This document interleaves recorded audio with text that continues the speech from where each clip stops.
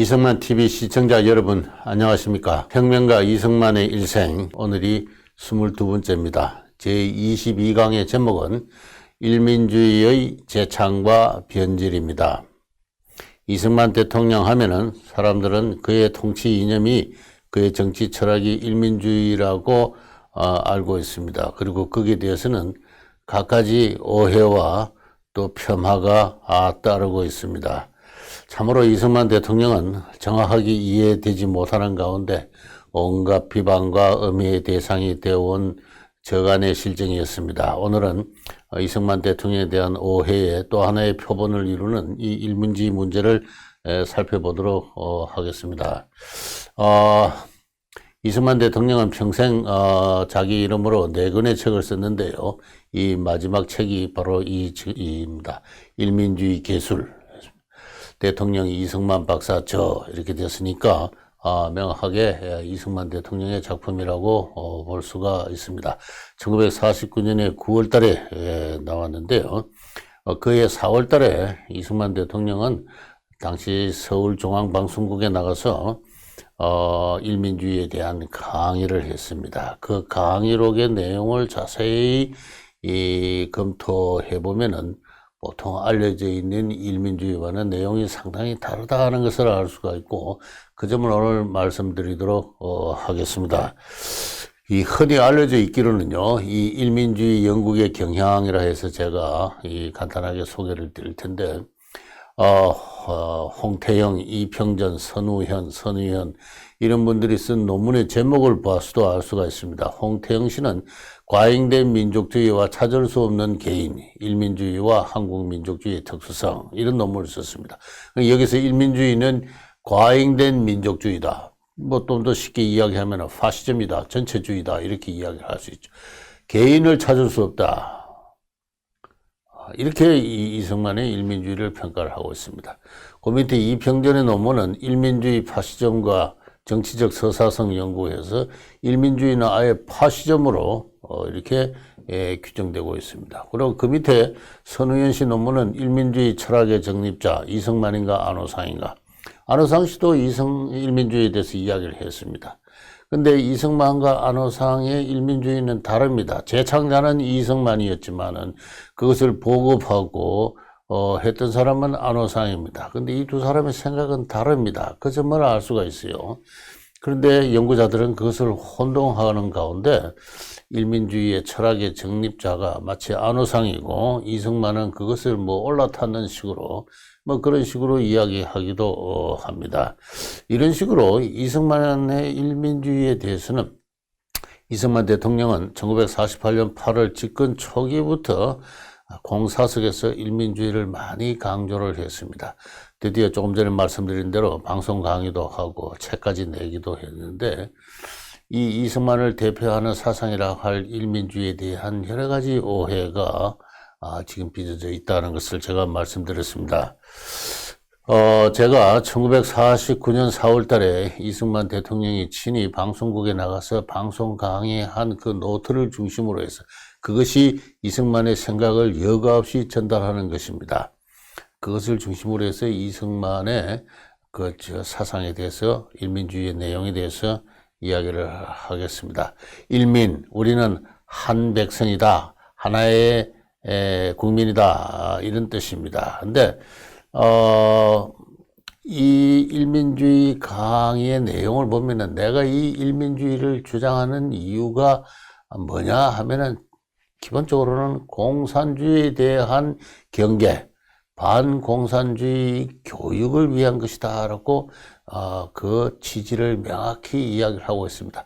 공산주의라는 것이 흔히들 모두 골고루 잘 살게 한다는 명분을 가지고 민중에게 그런 설득을 해서 혁명을 하지만은 실제로 혁명의 내용을 보면은 오히려 백성들은, 민중은 더욱더 가난해지고 더욱더 억압을 받는 가운데 소수의 공산당에 의한 어떤 치부만 이루어지고 있는 극히 억압적이고 불공평한 체제다. 처음에는 많은 사람들이 이러한 공산주의의 유혹에 빠져 넘어갔지만 이제는 그 공산주의의 실체가 널리 알려져서 세계의 모든 나라들은 공산주의에 대한 경계의 교육을 하고 있고, 그리고 법률로서 이를 규제하고 있다는 것입니다. 그러나 우리의 건국 과정에서 우리가 반공산주의 운동을 우리가 전개를 했고, 그것이 바로 좌우합작에 대한 거부, 신탁 통치에 대한 거부로 나타났던 거지만, 미국마저 우리의 뜻을 이해하지 못하고 우리의 반공운동을 방해를 한 적이 있다. 그러나 우리는 우리의 노선을 변치 않고 추진해서 드디어 미국마저도 우리의 반공 노선이 옳은 것을 인정을 하고 드디어 이 나라가 세워졌으니 우리의 앞날이 밝다. 자, 이렇게 이야기를 합니다. 이 이승만의 반공 사상은 그 뿌리가 매우 깊습니다. 1923년까지 올라간다. 전에 한번 제가 언젠가 이야기를 한 적이 있죠. 임시정부의 임시대통령으로 활동하는 데 있어서 이승만을 지속적으로 공격하고 심지어는 임시정부의 분열을 초래한 자들이 공산주의자들이었습니다. 하와이로 돌아온 이승만 임시대통령은 공산당의 당부당이라는 논문을 써서 공산당의 평등주의는 나도 찬성하는 바이지만은 공산당이 주장하는 대로 자본가의 재산을 없이 하거나 지식인을 홀대하거나 심지어는 정부나 종교를 없애자고 하는 것은 거기서 문명 개화가 중단되는 바이니 이는 특별히 경계하고 거부하지 않으면 안 된다는 이런 이야기를 이미 했습니다. 그 연장선상에서 쭉 이승만의 독립운동 노선, 건국운동 노선의 일관된 그 실천, 그 관철의 결과로 일민주의가 나온 것이다 하는 것을 먼저 전제하지 않으면 안 되는 것입니다.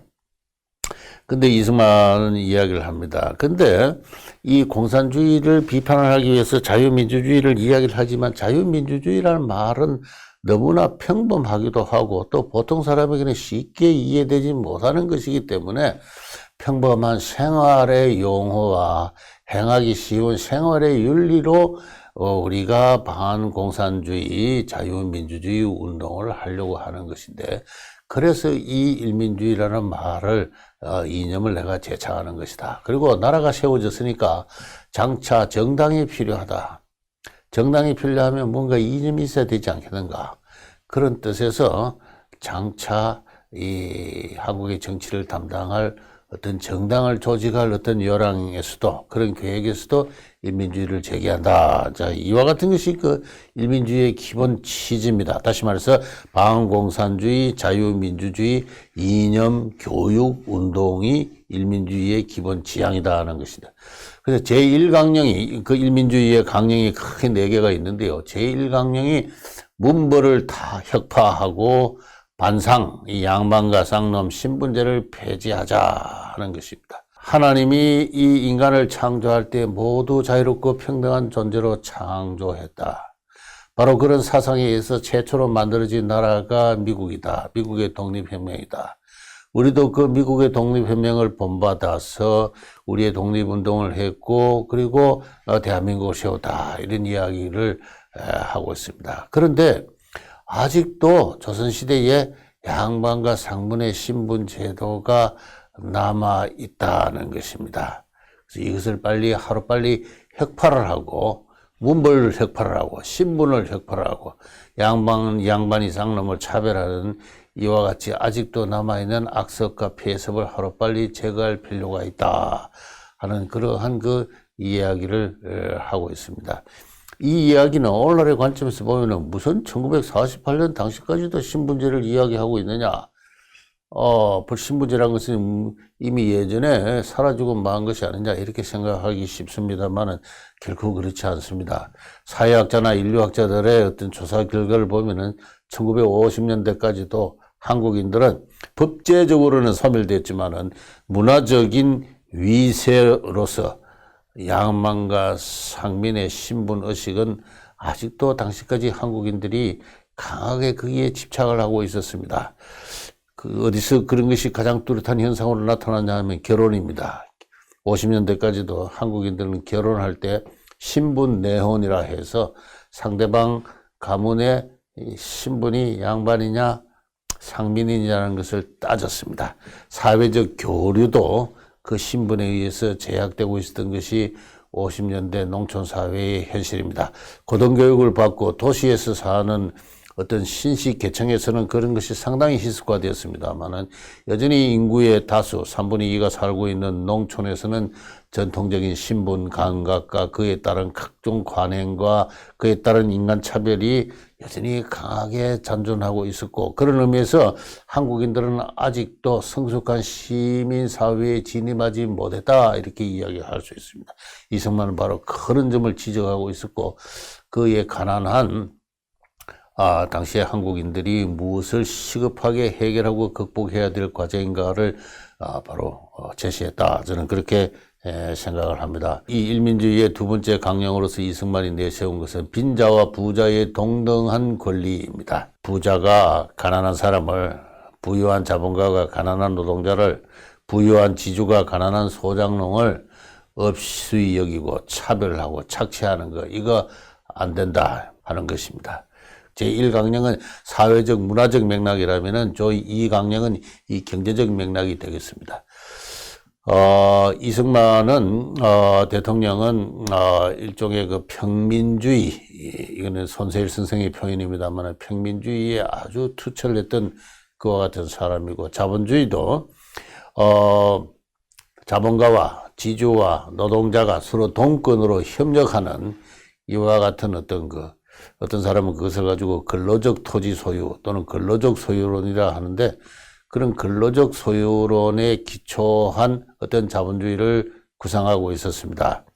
그는 오늘날 우리가 살고 있는 세계 대시장을 상대로 한 대규모 자본의 국제 간의 투자, 생산 과정의 국제화, 이와 같은 발달된 자본주의에 대해서는 알지 못했고, 또 당시에 자본주의가 그런 형편에 있지도 않았습니다. 당시까지만 하더라도 자본주의는 노동자의 근로와, 그리고 자본가의 자본 투자와, 그리고 지주의 토지, 이 3자가 연합해서 상호 동권으로 협력하는 이와 같은 체제로 감각이 되었던 것이죠. 그것을 이승만은 평민주의라고 이야기를 했습니다. 그리고 그것을 일민주의의 제2강령으로 내세웠던 것입니다. 그러나 이 강령도 여전히 큰 의미가 있는 것이, 오늘날 선진국의 노사 관계를 보게 되면은 노사가 협동을 하고 있습니다. 동권으로. 그래서 산업민주주의가 성숙해서 노사가 동일한 목표로 상호 협동하고 신뢰하고 몰입을 할 때 그 경제 성장이 이루어지고 기업이 성장하고 하나의 국민 경제가 발전하는 것입니다. 그럼 한국 경제가 오늘날 노동자와 자본가 간에 상호 신뢰하고 협동하는 그러한 규범이 성립해 있느냐 하면은 저는 여전히 그런 측면에서 좀 부족하다, 이렇게 생각합니다. 얼마 전까지만 하더라도 자본가의 노동자에 대한 권위주의적 지배가 공장의 현장에서 관철됐다면은, 오늘날에는 민노총을 중심으로 해서 일종의 파퓰리스트적인 그러한 정치적 요구가 또 생산 현장을 지배를 하고 있습니다. 우리는 아직도 적합한 선진적인 노사의 협력 모델을 아직도 찾고 있지 못하는, 찾아가는 과도기 과정인데, 그런 의미에서 이 제2강령, 빈자와 부자가 동등한 권리를 갖고 상호 협력하고 나눈다는 이 의미는, 그 평민주의적 지향은, 그 산업민주주의적 지향은 지금도 여전히 유효하다, 저는 그렇게 생각을 합니다. 일민주의의 세 번째 강령은요, 남녀 동권입니다. 남녀 동등은 민주주의의 큰 정강이다, 이렇게 했어요. 오늘날에는 많이 개선되었습니다만 1948년 당시까지만 하더라도 여성차별이 매우 심각했습니다. 이건 어느 나라나 정권대에서는 다 마찬가지였습니다. 우리 조선시대도 그렇고 일제시대도 마찬가지였습니다. 일제시대가 되어서는 민법을 중심으로 한 가족법이 제정되어 가지고 여성의 권리가 많이 사회적으로, 제도적으로, 법제도적으로는 개선이 되었습니다만은, 그러나 여전히 사회 문화적으로는 여성 차별과 억압의 문화가 대단히 강고했습니다. 여성의 경제적 행위나 사회 행위는 남편, 호주의 동의가 없이는 불가능한 그런 것이 일제하에 여성의 생활이었습니다. 그리고 많은 남성들이, 적어도 성공한 남성으로서 전체 남성의 한 10분의 1 정도는 축첩을 했는데요. 아들을 낳는 명분이나 성의 충족을 위한 목적으로 이 축첩의 위협 하에서 여성들이 인권이 크게 억압되고 있는 이와 같은 상황이었습니다. 이승만 대통령은 그런 점을 지적을 하면서 여성도 남성과 동등한 능력과 인권을 갖는 사람이다. 민주주의 정신으로 여성차별의 구섭을 일제히 버리고 전민족의 반수가 되는 절반을 차지하는 여성과 함께 세계 무대로 나아가서 경쟁할 때다 하면서 여성차별의 철폐를 주장을 했습니다. 실제로 그는 그 축첩방지법 같은 어떤 그런 법률을 제정하려고 했고요. 집권기 내내 공무원 가운데 축첩 공무원을 추방하는 일을 반복적으로 추진했습니다. 이와 같이 그 일민주의의 제3의 강령이다라고 할 수가 있겠고요. 이 보여드리는 자료를 하나 더 소개하고 지나갈까요? 조선시대 여성이 얼마나 비참한 어떤 몰인권 상황에 놓여 있었는가를 나타내는 하나의 사례인데요. 오른쪽을 봐주시죠. 박지원 선생이 함양군수로 가 있을 때 어느 날 그 함양군청의 그 향리들이 아전들이 모여서 수근수근 하는 이야기를 자기들끼리 하고 있어서 무슨 내용인가 들어봤더니 어떤 그 아전의 딸이 다른 동네에 시집을 갔는데 남편이 죽었습니다. 일찍 죽었는데 그 남편의 3년상을 치른 다음에 스스로 자결을 해서 남편을 위해서 따라 죽었다, 순사했다. 그런 내용입니다. 그 이야기를 듣고 박지원 선생이 글을 썼습니다. 그대로 읽어드리면 슬프다. 승복을 하고 자결하지 않은 것은 남편이 돌아갔을 때 곧바로 자결하지 않은 것은 초상 치를 일이 남아있었기 때문이고 그 다음에 초상을 치고 나서도 죽지 않은 것은 1년 뒤에 소상을 치러야 했기 때문이고 소상을 치르고 나서도 죽지 않은 것은 대상을 치러야 될 일이 남아있었기 때문이다. 대상을 치르고 나니 이제 더 이상 기다릴 수도 없고 해서 남편과 한날 한시에 죽으려는 처음의 뜻을 이루기 위해서 자결을 했으니 이 어찌 연려가 아니냐. 박지원 선생은 당대 최고의 실학자로 알려져 있습니다. 연암 박지원 선생. 그런 분조차도 이 여성이, 젊은 여성이 남편이 병으로 죽었을 때 따라서 순사하는 것을 아름다운 덕으로 칭송하는 이와 같은 어떤 풍조. 그것이 이 18세기 말 조선사회의 상황이었다. 여성이 얼마나, 특히 양반 사대부가의 여성들이 이와 같은 심각한 어떤 가부장주의적 어떤 문화의 억압하에서, 차별되고, 심지어 순사를 강요당했던가를 알려주는 예라서 제가 한번 소개해 봤습니다. 또 일민주의의 제4의 강령은요, 지방색 타파입니다. 이승만 대통령은 이야기했습니다. 남북이니 경향이니 하는 이 차별적 관습을 버리자. 우리 전민족이 한 덩어리가 되어가지고 세계 각국을 대할 때 세계 각국도 우리를 존경하는 것이 아니냐. 500년 내에 당쟁, 당론과 차별과 분열을 이루고 투쟁을 계속 일삼는다면 우리 앞길은 심히 참담하다. 이러면서 민족을 여기서 이야기를 해요. 여러분 주의해 주시기 바랍니다. 전 민족이 한 덩어리가 되자 하는 것은 지방 차별을 없애자. 남이니 북이니 경향, 서울이니 지방이니 하는 이와 같은 지방색을 없애고 3천만, 우리 당군 한 자손된 사람 3천만이 한 덩어리가 되자 하는 이 지방색 타파의 차원에서 이승만 대통령이 일민주의에서 민족을 거론하고 있는 유일한 대목입니다. 이전 강의에도 말씀드렸듯이 독립운동 과정에서도 심한 지방색 파벌이 있었다는 것을 말씀드렸죠. 대한민국 임시정부는 평안도 출신인 서북파와 그리고 경기 서울 출신인 기호파 간의 대립이 있었습니다.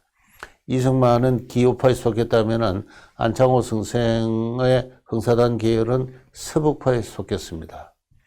이 두 파벌이, 이 지방색에 기초한 파벌이 이 공산주의자들의 분열 책동도 있고 해서 상해 임시정부를 갈기갈기 찢어놓은 것은 너무나 잘 알려진 일이죠. 해외뿐만 아닙니다. 국내에서조차도 당시 경성, 서울에서조차도 사람들이 서북파와 그리고 기호파로 나눠서 상호 다투고 질시하고 했습니다. 서북파 사람들은 기호파 사람들 지배를 500년 동안 받아왔는데 차라리 독립을 하지 않을지언정 기호파의 지배하에서는 계속 살 수 없다. 그런 이야기까지 하곤 했던 것입니다. 해방이 되고 나서도 꼭 마찬가지였습니다. 북한에서 내려온 이 서북파 사람들은 이승만이 중심이 된 기호파 이 정부에 협력을 하지 않았습니다. 이승만 정부가 무너지는 데에는 지방색도 결국 중요한 역할을 했습니다. 그리고 그 지방 간의 대립은 지금은 엉뚱하게 영호남의 대립으로 탈바꿈을 해서 더욱더 심각하게 재생산되고 있는 것을 여러분은 다 잘 아실 겁니다. 바로 이승만을 평생 괴롭혀온 그 지방색을 한번 타파해보자 하는 그것을 우리 다 같이 당군의 자손 한민족이 아니냐. 자, 이런 이야기를 했던 것입니다. 이 지방색과도 관련해가지고 저는 그 책임을 굳이 따지자면은 조선 왕조에 있다고 생각합니다. 이 보여드리는 이 자료는요, 한국의 역사학자들이 밝혀낸 그 연구 성과를 제가 인용하고 있는데요. 정조와 고종년간 18세기 말에서 19세기 말까지 도당록 입록자 도별분품. 도당록이라는 것은 결국 그 홍문관의 그 어떤 그 요직을 말하는데요. 이 도당에 입록을 해야 장차 정부 고관으로 당상관으로 이렇게 진급할 수 있는 자격을 얻게 됩니다. 엘리트 관료 출세 코스라고 할 수 있죠. 근데 보시다시피 서울이 전체의 64%, 5%를 차지하고 있습니다. 경기가 10%고요. 그 다음에는 충청도가 9%, 경상도가 8%입니다. 전라도는 2%입니다. 강원도는 1%고요. 평안도는 고종 시대 이전에는 평안도, 함경도, 황해도는 한 명도 없었습니다. 이걸 보면은 조선 왕조라는 것은 특히 그 당상관으로 올라가는 엘리트 관료 코스는 서울과 경기가 거의 독점을 했다. 약 한 10서너 개 정도의 문벌 가문이 거의 독점을 했습니다. 그리고 지방을 차별했는데 남쪽에서는 전라도를 차별했고 북쪽은 평안도와 함경도와 차별했습니다.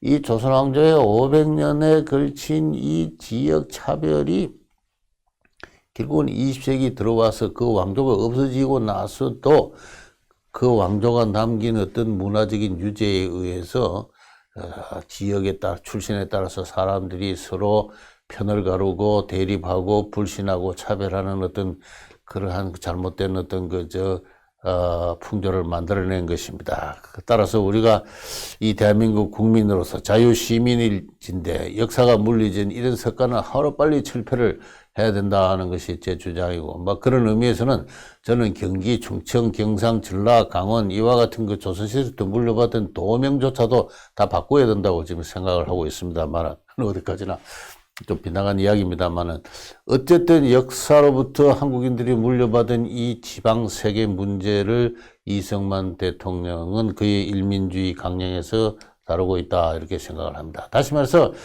일민주의라는 것은 우리 하나된 백성이 되자, 하나된 국민이 되자고 했을 때 그것은 본질적으로 반공산주의 자유민주 시민교육과 운동을 나타내는 것인데, 구체적인 행동 강령으로서는 신분제를 타파하자. 여전히 신분제 유제가 강하게 남아있다. 두 번째는 빈부간의 타파, 평등주의, 자본과 노동의 동권, 그래서 상호 협력하는 어떤 노사관계, 민주적인 어떤 자본주의를 시장 경제를 하자. 그리고 세 번째는 남녀 성별을 타파하자. 네 번째는 지방색을 타파하자. 이것을 우리의 행동으로 삼아서 보다 자유롭고 평등하고 그런 상호 협력하고 신뢰하는 시민 국민을 만들어내자. 이것이 일민주의의 기본 이승만 대통령의 지향입니다. 이승만 대통령의 방송 강의는 그런 내용으로 처음부터 끝까지 일관되어 있고, 여기서 민족이라는 어떤 카테고리가 등장하는 것은 지방색을 타파하자는 그 차원에서 이야기되고 있을 뿐입니다. 그러나 이승만 대통령에 대한 오해가 지금도 깊듯이 당시 사람들은 이승만의 일민주의를 민족주의로 받아들였습니다. 이 이승만 대통령이 일민주의를 이야기하기 시작하자 신속하게 이승만을 지지하는 정치 세력 내에서 일민주의 보고표가 결성이 되었습니다. 초대 문교부 장관을 한 안호상 씨가 중심이 되었죠. 이 안호상 씨가 중심이 되어가지고 조금 전에 보여드린 일민주의 개론이라는 책도 편찬되고 한데 그 책의 마지막에 보면은 일민주의라는 것은 이와 같은 논리 구조를 갖는 거로 이 그림으로 보여지는 것으로 인쇄 상태가 좋지 않아서 잘 보이진 않습니다만 이승만 대통령 사진이 제일 위에 있고요. 그래서 일민주의를 만드신 분, 어른 이렇게 해놓고 일민주의가 이념의 뿌리가 됩니다. 거기서 가지가 치는 것이 우리는 한 핏줄 한 운명이다. 그 다음에 여기서 남녀 상하 차별 없이 지방 파당 차별 없이 빈부귀춘 차별 없이 균일정치, 통일교육, 통일경제를 성취하자. 그래서 민주정치, 민족교육, 민생경제 일종의 신삼균주의를 이야기하고 여기서 자유와 진리와 공정이라는 가치가 실현된다 하는 이와 같은 겁니다. 이승만 대통령의 일민주의의 기초가 되고 있는 그의 정치 철학, 기초는 개인입니다. 자유롭고 독립적인 개인에서부터 출발하는데 여기는 일민주의라는 하나의 집단 자체가 전제되고 있습니다. 한 백성, 한 운명이라는 큰 어떤 3천만 국민이 한 몸덩어리가 되는 그와 같은 어떤 민족주의가 전제되고 있습니다. 당시 사람들은 독일에서 교육받은 해결 철학을 전공한 안호상 씨조차도 해결 철학 자체에 그와 같은 국가주의적 요소가 있다고 그럽니다만은 이승만의 일민주의를 이와 같은 어떤 민족주의적으로 좀 더 심각하게 이야기하면은 일종의 전체주의적 방식으로 이해를 하고 이 전체주의적 어떤 실천을 통해서 자유와 진리와 공정을 실천하자 하는 도치된 관계를 이 그림으로 잘 표현하고 있습니다. 이승만 대통령을 추종하는 대한국민당이 1940년 10월 달에 발족을 했습니다. 이 대한국민당의 당시를 보면요. 본당은 일민주의로서 당시로 한다. 우리는 계급과 지역과 성별을 초월하여 민족 완전 통일로 자주 독립의 국권 신장을 기한다. 우리는 정치, 경제, 교육 등 각 방면에서 국민 균등의 복리 정진을 기한다. 그리고 이제 마지막으로 종합이 나옵니다. 일민인 우리는 어디서든지 무엇에나 하나이어야 하며 하나 아닌 둘 이상의 상대적 존재가 있을 수 없는 일민주의 정치 이념, 대단히 강력한 전체주의를 이야기를 하고 있습니다. 하나가 아닌 둘 이상이 있을 수 없다. 자유롭고 독립적인 개인이라는 범주는 여기서 존재하지 않습니다. 일민주의 정치 이념이 이역한 전민족의 화복안위의 공동 운명을 기할 수 있는 국민생활체제의 확립을 주장하며 이 목적 달성을 위해서 우리는 일대 민족 정당으로서 또 민족 국가 만대 번영을 수호할 간성으로서 대한국민당을 발당한다. 조직한다 이런 이야기입니다. 이거 보면 대단히 강한 어떤 전체주의적 지향을 갖고 있습니다. 그래서 오늘날 학자들이 저런 것만 보고 일민주의라는 것은 전체주의구나. 마치 무솔리니나 히틀러나 일본과 같은 어떤 군국주의적 파시즘적 성격을 갖고 있고 그래서 이승만이 독재를 했구나. 그렇게 이야기를 하고 있습니다. 다시 말씀드렸어요. 이승만과 민족주의는 거리가 멉니다. 이승만의 전 생애에 걸쳐서 이승만은 한국에서 민족주의가 발항하기 이전에 이미 1890년대, 1900년대 제퍼슨 위의 자유민주주의자로서 그의 사상의 기초를 완성한 분이고 그리고 독립운동 과정에서 그가 점차 민족주의적 어떤 사조를 대면을 하고 받아들이고 또 활용도 합니다만은 그 자신 민족주의자로서 민족주의적 지향을 추구한 적은 없습니다. 그렇게 했기 때문에 해방 전국 그 3년간에 있어서도 1위 관지 자유노선을 견지하면서 대한민국을 건립할 수 있었던 것이죠. 그가 내세운 일민주의라는 것은 그 단에서부터 여러 가지 오해의 소지가 있습니다. 그러나 이승만 대통령 자신이 친히 한 방송 강의의 내용을 보는 한 자유민주운동의 국민적 실천 그 요목으로서 제기된 것인데, 그러나 그를 둘러싸고 있는 이승만의 지지 세력은 이것을 더 없는 전체주의 이데올로기로 둔갑을 하고 실천을 하고 했습니다. 그래서 이승만 대통령은 곧바로 1년도 못 되어서 더 이상 일민주의를 이야기하지 않습니다. 일민주의를 가지고 정당을 만들겠다는 그와 같은 계획도 더 이상 추진하지 않습니다. 정당이라는 것은 하나의 서로 다른 이념과 정강 정책을 추구하는 정치인들의 집합이라고 할지인데, 당시 한국에서는 서로 다른 이념과 정강 정책으로 정치인들을 나누고 경쟁시킬 그런 여건이 존재하지 않았습니다. 있다면은 바운공산주의와 자유민주주의의 큰 대립이 규정되고 있었을 뿐이고, 그러한 상황 하에서 자유민주 국민운동으로 제기된 일민주의 운동을 이승만의 추종 세력이 그것을 더없이 강한 전체주의적 이데올로기로 변질시켜서 그런 정당을 만들려고 할 때 이승만은 그것을 스톱을 시켰습니다. 나는 일민주의 정당운동과 관계가 없다. 그것이 1950년 1월의 일이고, 곧바로 제2대 국회의원 선거가 실시되고 또 6.25 전쟁이 터지고 하면서 그가 제기한 일민주의는 다시는 이승만에 의해서 거론되지는 않았습니다. 그러나 안호상 씨 등 민족주의자들은 이 일민주의를 기초로 해서 계속 운동을 하고 있었고, 그리고 후대인들은 그 안호상 씨가 중심이 된 그 전체주의적 민족주의 운동으로서 일민주의를 오해를 하게 되었고, 그 결과 이승만 스스로도 그 본래의 자유민주주의자로의 모습은 치워지고 엉뚱하게 전체주의자로서 파시스트로서 오해되는 그와 같은 참 저간에 바람지 못한 지적 동향이 생겨왔다, 그렇게 이야기할 수 있습니다. 오늘은 이승만의 일민주의에 대해서 생각해 봤습니다. 감사합니다.